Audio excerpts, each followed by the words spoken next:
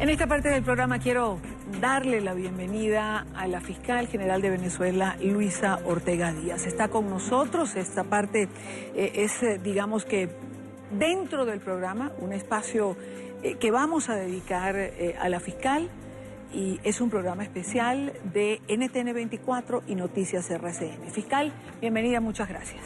No, muchísimas gracias a ti, no solamente por recibirme aquí en tu programa, sino también por la manera consecuente como tú has venido denunciando todo lo que pasa en Venezuela.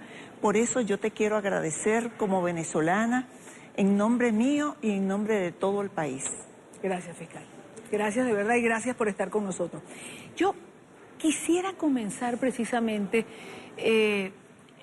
por entender lo complicado que puede ser para usted ser la fiscal general de Venezuela, reconocida así por la mayoría de los países, en ejercicio, en una actividad permanente, pero fuera de su propio país y dentro haber sido destituida por una asamblea nacional constituyente nombrada por Nicolás Maduro, por deseo de Nicolás Maduro. Sí, es difícil, pero yo creo que todo el planeta entiende la situación. En Venezuela no es posible hacer justicia. En Venezuela estamos viviendo una ruptura del orden constitucional. Estamos viviendo una dictadura. Estamos viviendo en un país, están viviendo los venezolanos. Yo no estoy en Venezuela, tuve que salir introspectivamente por cómo se violan los derechos humanos de los venezolanos. No se permite la divergencia en el pensamiento, quieren imponer un pensamiento único. En Venezuela la violación de los derechos humanos no solamente es el problema de los alimentos, de la medicina, sino también es la persecución, la ejecución de las personas, la persecución a los pobres, la represión, es también los juicios militares a los civiles, las detenciones sin ninguna fórmula procesal, las personas privadas de libertad sencillamente porque no están de acuerdo con lo que dice el gobierno de Nicolás Maduro. Ahora, ya que usted describe esa realidad, es la misma que un equipo suyo y bajo su dirección ha expuesto en Ginebra, en Suiza, ante el Consejo de los Derechos Humanos. Han tratado de abarcar todos los temas. Y antes de entrar punto por punto, yo quisiera preguntarle cómo se hizo ese informe, dónde se hizo, quiénes participaron, en la circunstancia que les ha tocado vivir. El informe que presenta el alto comisionado. Sí. El alto comisionado recoge información. Y el que presenta además su equipo. Sí. Te voy a hablar de mi equipo. Sí. Yo designé a 2 abogados, entre ellos el doctor Zair Mundaray, para que se trasladara a Ginebra a los fines de que participara en esta 36 asamblea, sesión de las Naciones Unidas ante el alto comisionado de los derechos humanos. Sí. Allí él tuvo la oportunidad de exponer y desmentir lo que había dicho el canciller venezolano. Me parece cínico que el canciller de Venezuela haya afirmado que en Venezuela está garantizado el 100% de la salud de los venezolanos, que hay programas para garantizar eso cuando todo el mundo sabe, y especialmente en Venezuela, que no tenemos el sistema de salud que en Venezuela está prácticamente desmantelado, no hay medicamentos, los hospitales están todos deteriorados, no se puede prestar un mínimo de servicio en materia de salud. Entonces yo designé al doctor Zair para que se hiciera presente en estas actividades y mostró lo que está pasando en Venezuela en materia de violación de los derechos humanos. Sí. Y una de las cosas que señalamos allí fue el tema de la criminalización o la militarización de algunos sectores de la población, en donde se criminaliza la pobreza. los sectores más deprimidos.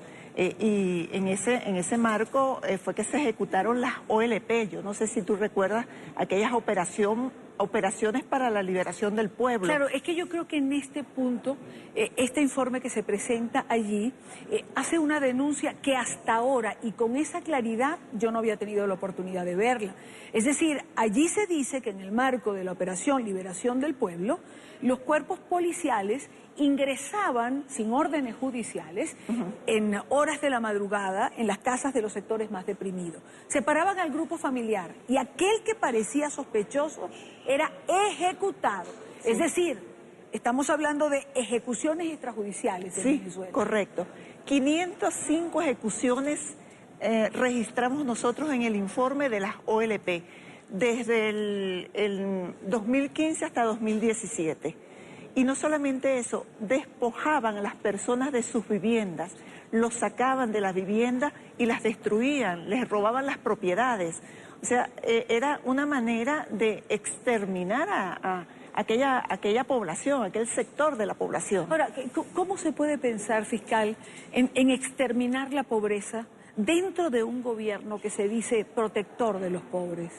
Bueno, eso es una incongruencia realmente, porque de protección a los pobres no tiene nada. Por el contrario, todo lo que se ha hecho, todo lo que ha hecho el gobierno ha sido para perseguir a los pobres. El caso de los alimentos, adquirir los alimentos de la cesta básica en Venezuela en estos momentos es difícil.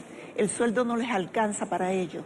Igualmente, la represión en los sectores populares, la represión en general, las manifestaciones han sido reprimidas de una manera extrema. Yo creo que nunca en la historia del país se había visto esa represión. Nunca. Nunca, y en este informe fiscal también se especifica algo que fue denunciado por la sociedad civil en estos meses de protesta de abril a julio, que es la manipulación de las municiones para volverlas más letales. Es decir, el uso de metras, el uso de tornillos, el uso de trozos de cabilla, que para nuestra audiencia internacional es esta vara de metal que se usa en construcción y que tanto daño hicieron. Sí, es correcto. O sea, como una forma de no dejar evidencias, porque un objeto metálico podían decir que lo había disparado un particular y no la fuerza pública, pero nosotros logramos demostrar en muchos casos en Venezuela el uso de esta o la manipulación de las municiones con fines letales. Lamentablemente todos estos expedientes nosotros los tenemos registrados a los fines de acudir a los organismos internacionales. Estamos en ese proceso, no solamente acudir ante la Corte Penal Internacional, sino también con fundamento a la jurisdicción universal que ha desarrollado muy bien el Estado español. Nosotros estamos trabajando en función de eso. Ahora, fiscal, yo le quiero preguntar algo. En este informe también se habla de la construcción de pruebas para incriminar, entre otros, recuerdo el caso de Braulio Jatar, por ejemplo, periodista, el que fue puesto preso porque hizo público el video donde la gente abucheaba a Nicolás Maduro en una visita a una zona de la isla de Margarita. A John Goycochea, militante de Voluntad Popular, a Wilmer Azuaje, diputado, a quien no se le ha respetado la inmunidad parlamentaria. Es decir, estas pruebas construidas también forman parte de este informe que se presentó. Sí, nosotros en Venezuela lo llamamos sembrar evidencias. Que los cuerpos policiales, en el momento de la aprehensión de la persona, como no tienen motivos para prenderlo, sino que forma parte de los contrarios al gobierno, le siembran evidencia con fines de que sean enjuiciados o procesados penalmente. Porque en Venezuela está ocurriendo eso. La manera de perseguir a la disidencia política, a los contrarios, es a través de la acción penal. Se ha utilizado el derecho penal, se ha utilizado el sistema de justicia penal para perseguir a los contrarios, a quienes opinen de forma contraria al gobierno. Es decir, cualquier oposición, incluso los que alguna vez fueron afectos a los que están hoy en el gobierno. Ahora, fiscal, Si en este informe se habla de la construcción de evidencia para incriminar a determinadas personas, yo tengo que preguntarle, ¿qué opinión le merece a usted, por ejemplo, lo que denunciara en su momento el ex fiscal Franklin Nieves en relación a las pruebas en el caso de Leopoldo López? Sí, pero es que en ese caso lo que señalaba Franklin Nieves era una situación totalmente distinta a esta.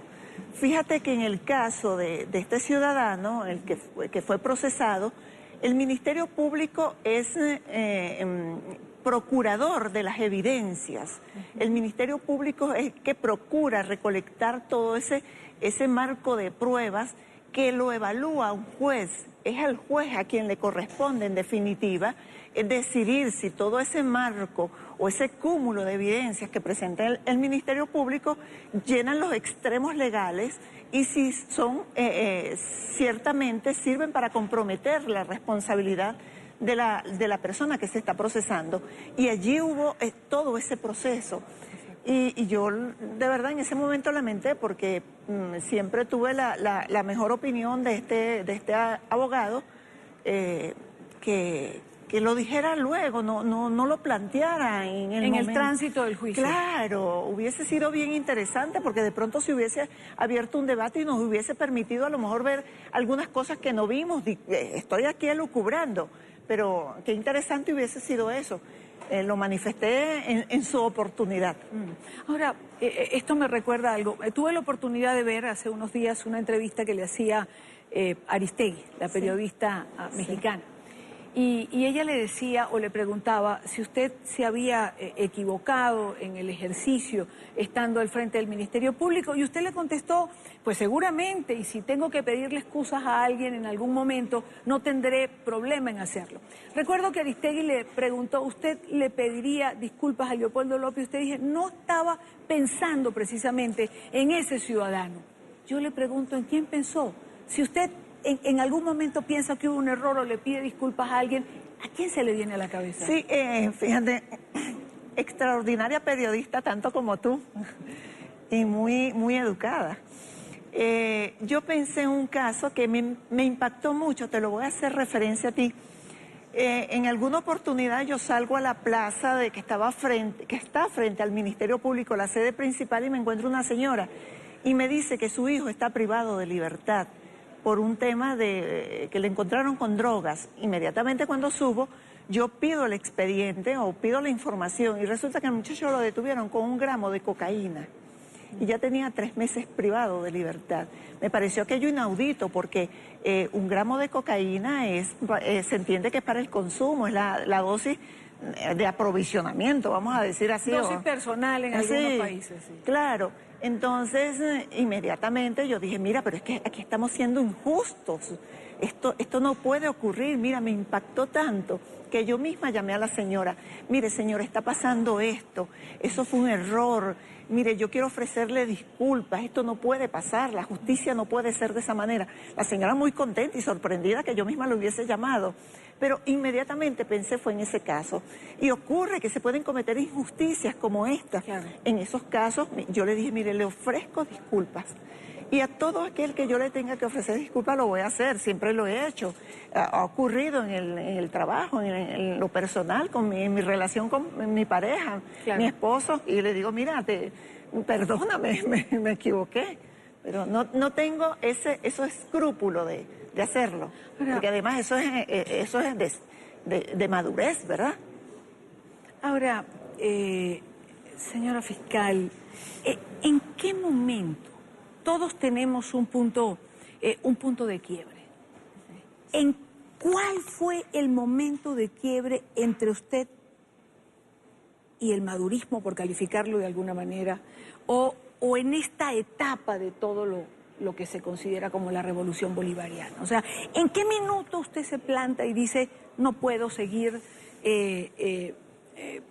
acompasando con lo que está ocurriendo? Sí, fíjate, a pesar de que desde antes ya yo venía haciendo objeciones a la forma como venían gobernando, yo creo que el punto de quiebre fue el día que me paré a presentar mi informe anual el 31 de marzo de este año, cuando denuncié la ruptura del orden constitucional a través de unas sentencias pronunciadas por el ilegítimo Tribunal Supremo de Justicia, que es el brazo ejecutor del Poder Ejecutivo, del gobierno. Yo creo que ese fue el punto de quiebre, aunque ya había hecho objeciones fundamentalmente a las OLP. Las OLP comenzaron a funcionar desde junio de 2015. Desde el día que comenzaron, ese mismo día, yo comencé a hacer observaciones a ellas, cuestionamientos, saqué las cifras. Todo eso me trajo, por supuesto, muchos problemas. Pero ya incluso antes de eso, yo había objetado también una resolución que sacó el Ministerio de la Defensa, que es la resolución 8610, mediante la cual se permite el uso de armas de fuego en las manifestaciones. Entonces, son conductas que yo no podía estar de acuerdo, yo no podía avalar, por el contrario, yo tenía que objetar, tenía que rechazar, y lo hice a lo interno, y después tuve que hacerlo públicamente porque no se me escuchaba. Entonces, dicho coloquialmente, usted comenzó a marcar distancia. Sí. En un lapso aproximado de un año fueron varias sus actuaciones y pronunciamientos. Ahora, después de esta que usted señala, el 31 de marzo, a raíz de la sentencia que le quita poder a la Asamblea Nacional, usted dice se ha roto el hilo constitucional, pero al día siguiente, si no recuerdo mal, usted va al Palacio de Miraflores. Es su último encuentro con Maduro, por lo menos público. ¿Qué le dijo Nicolás Maduro? Sí, me dijo que porque no había asistido a la reunión que él había convocado en horas de la noche, donde de manera extraña llaman al Consejo de Defensa de la Nación, que no entiendo cuál era el objeto de la convocatoria, y ese consejo, de manera extraña también, emplaza a la Asamblea Nacional, al Tribunal Supremo de Justicia para que cambie sus decisiones. Y el Tribunal Supremo de Justicia lo que hace es maquillarlas. En esa, yo aproveché y le entregué, por cierto, un informe que habíamos hecho de una comisión que había funcionado en Venezuela, y estuvimos hablando sobre las OLP, estuvimos hablando sobre la forma o las fallas que yo consideraba que el gobierno estaba realizando. Él también me dio sus puntos de vista. Allí hubo algunas diferencias, porque una de las cosas que yo consideraba en aquel momento y sigo considerando es que en Venezuela no hay motivos para celebrar. Y yo observaba siempre al presidente bailando. En ese momento donde teníamos un grupo de venezolanos que había perdido la vida, era importante mandar un mensaje que esas muertes... ¿Se lo dijo, fiscal? Claro, claro. Eso... ¿Y cuál fue su respuesta? ¿Qué le dijo? Bueno, yo me voy a reservar cuál fue la respuesta. Claro, es que fue un momento particular porque fue el último encuentro público, sí, ¿no? Correcto. Y habiendo esa diferencia, habiéndose usted parado y hablando de una ruptura del orden constitucional, pues fue un golpe, evidentemente, para el gobierno, y tuvo que ser un golpe para Nicolás Maduro. No creo que ese encuentro haya sido, de rosas y caramelos, por decirlo de alguna manera. Claro. Seguro que no lo fue, ni de parte de él ni de parte mía. Ahora, fiscal, usted estuvo 10 años, lo mencionamos, frente al Ministerio Público. Digamos que el Ministerio Público es el órgano encargado de investigar. Usted ha dicho muchas veces que las pruebas de los casos que usted tiene se las llevó consigo. Sí. Por supuesto, se las debe haber llevado de manera digital para poder sacarlas. Pero si las pusiéramos en físicos, yo tendría que preguntarle, ¿las carpetas las contamos por cientos o por miles? Por miles. ¿Tantas? Sí. Yo tengo el sistema de seguimiento de casos. Primera vez que lo digo. O sea, la data de todos los casos que cursan en el Ministerio Público hasta el día que salí. No sé qué pasará ahora con ese sistema de seguimiento de casos, pero yo lo tengo.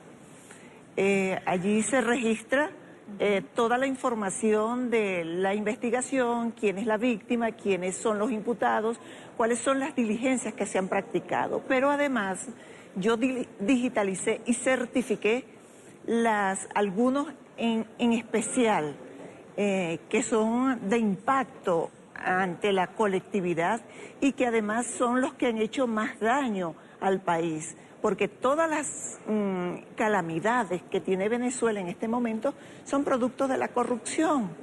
Incluso la violación a los derechos humanos es como consecuencia de la corrupción, porque los dineros que se destinan para el bienestar y la felicidad de la población, de la sociedad, terminan en los bolsillos de un grupo. Claro que eso también, ahí hay mucho también. No, la oigo. Sí, también indudablemente que hay otros delitos de los cuales en este momento yo hasta ahora no he querido hablar. Claro, digamos que hasta ahora usted se ha centrado en lo que es la corrupción. Y derechos humanos. Y derechos humanos, evidentemente, por eso comenzamos por allí. Y en casos de corrupción, usted ha hecho señalamientos en relación a Odebrecht. Llegó a decir, por ejemplo, que Diosdado Cabello había recibido 100 millones. Pero Odebrecht dice que en ese punto no está de acuerdo y que eso no es verdad, que no habría una prueba que lo sustente. ¿Usted sí tiene esas pruebas? Claro, porque no fue a Diosdado, a los primos de él, de las empresas que tienen en España, en Venezuela, en España y en la Florida, reciben Luis Alfredo Campos Cabello y otro Campos Cabello que son hermanos, que son primos de Diosdado Cabello. A través de ellos es que lo reciben, que son, de acuerdo a la información que nosotros tenemos, de acuerdo a la investigación que tenemos, claro. Ellos son los que reciben en nombre del otro. Claro. Entonces, claro. Y nosotros podemos demostrar esa relación que existe entre ambos y que el dinero que se recibe en ellos presumimos que es para él. Acuérdate que no hay, hasta que no haya una sentencia definitivamente firme, existe la presunción. Pero nosotros podemos afirmar que ese dinero era para él. Claro, es decir, se tiene, digamos, el hilo que sigue desde quien recibe como testaferro, finalmente, testaferro, hasta a quien está detrás, que en este caso, y según las pruebas que usted tiene, sería Diosdado Cabello. Correcto, es así. Usted ha estado fiscal, ha visitado México, Brasil, Panamá, y ha entregado pruebas importantes para investigaciones. ¿Esas investigaciones están en curso? Sí, y Costa Rica. Y Costa Rica. Sí, hemos entregado un cúmulo de evidencias a los distintos fiscales generales. ¿Con qué intención? Con que no haya impunidad en Venezuela. Lo que estamos esperando es el resultado. Hay otros hechos que yo no he querido todavía sacarlos hasta que no veamos por lo menos un resultado de todo este trabajo que hemos hecho. Claro. Incluso aquí en Bogotá, el grupo de fiscales que está aquí, entre ellos el doctor Sair Mundaray, se reunieron con unos fiscales de distrito de los Estados Unidos, a quienes también le entregaron un cúmulo de evidencias a los fines de que se procesen las investigaciones para sancionar a los responsables. Y nosotros nos hemos concentrado en los casos que tengan mayor impacto y que comprometa a la cúpula, no solamente al presidente Maduro, sino también a su entorno, a su entorno más cercano. Ahora, ¿podemos pensar, fiscal, que usted el día de mañana puede ser testigo en uno de estos casos que se pueden aperturar en cualquier parte del mundo por donde usted ha pasado entregando estas pruebas?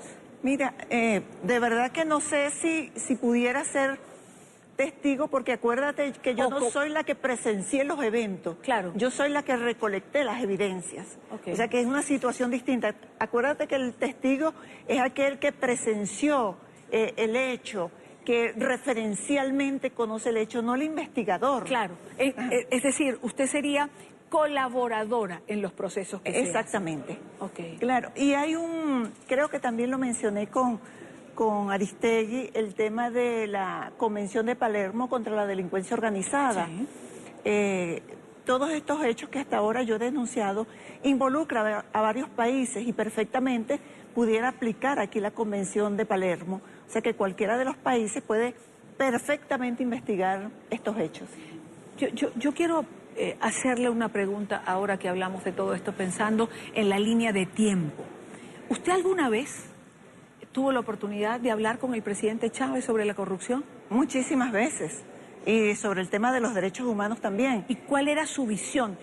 ¿Cuál era la diferencia entre Hugo Chávez y Nicolás Maduro, entre aquel entonces y el aquí y el ahora? Sí, mira, primero que yo creo que Hugo Chávez era un hombre que tenía vocación histórica. Y eso es, a lo mejor decirlo es muy sencillo, pero la vocación histórica es incluso el temor de cómo te registra la historia en el futuro, de hacer las cosas bien, de hacer las cosas pensadas, no improvisadas, y tener un compromiso, sobre todo cuando tú eres hombre de Estado, con los derechos humanos, con la población. Y yo creo que Hugo Chávez tenía una vocación, además de vocación histórica, mucho respeto por los derechos humanos, que no encontramos en Nicolás Maduro. Sencillamente no ha habido una forma de gerenciar el país, de administrar el país para avanzar hacia el desarrollo, hacia el crecimiento de la población, hacia la salud de la población, sino que por el contrario ha habido el desarrollo de políticas improvisadas. Lo vemos a diario. De pronto sacó bajo la manga la Asamblea Nacional Constituyente. No se sabía qué iba a pasar con la constituyente. Asimismo, con las elecciones regionales para los gobernadores ha sido como una improvisación, el tema cambiario, el tema de los alimentos. Ahora el responsable de 3 años que tenemos sin alimentos y sin medicamentos son las sanciones de Trump, que tienen apenas, qué sé yo, 15 días. No sé exactamente, no te sabría decir exactamente cuántos días son. ¿Luisa Ortega Díaz tiene vocación de historia? Claro. ¿Es lo que la lleva a marcar esta distancia pronunciada? A propiciar ese quiebre. No solamente quiebre para distinguirme, diferenciarme, sino también para que el país resuelva este tema que tiene, este problema que tiene, para que el país diría yo, avance positivamente a resolver los grandes temas que deben resolverse en el país, para lograr la felicidad de la población, para que el venezolano pueda comer bien, pueda tener medicamentos, pueda andar en la calle, tener calidad de vida. Sí, no tener miedo de que lo maten, tener calidad de vida. Ahora, usted, a ver si ha interpretado bien, usted ha dicho que ha presentado todas estas pruebas en los distintos países relacionados con casos de corrupción y espera que esto tenga un proceso y que haya un resultado. Sí. Pero hay un punto importante y yo no quiero perder la oportunidad de ir con usted a esto, y es el narcotráfico. Porque del narcotráfico mucho se ha hablado, del cártel de los soles, de otros cárteles distintos, de personeros relacionados al gobierno y al mundo militar involucrados.